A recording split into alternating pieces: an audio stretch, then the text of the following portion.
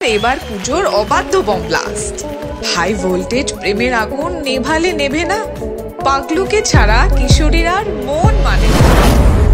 দেবের ক্যারিয়ারের 20 বছর সেলিব্রেশন অনুষ্ঠানে ছিল না শুভশ্রী আর দেবের গার্লফ্রেন্ড রুক্মিণী। তো ভিউয়ার্স, তারা কেন সেই অনুষ্ঠানে ছিল না? শুভশ্রীর সেই অনুষ্ঠানে না থাকার অনেকগুলো কারণ আছে, কিন্তু সেই অনুষ্ঠানে কেন দেখা গেল না রুক্মিণীকে? তো ভিউয়ার্স, এই ভিডিওর মাধ্যমে জানবো বিস্তারিত।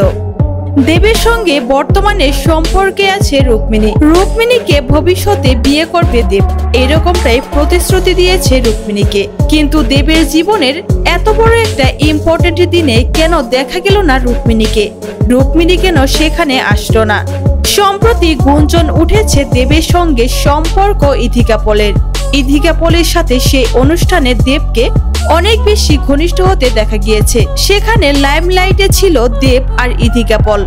ইথিকা পলের সাথে অনেক পারফরমেন্সে দেখা গিয়েছে দেবকে। তাহলে কি এই গুঞ্জনটা ঠিক? ইথিকা পলের সাথে নতুন করে সম্পর্কে জড়িয়েছে দেব আর রুক্মিণীকে তার জীবন থেকে সাইড করে দিয়েছে।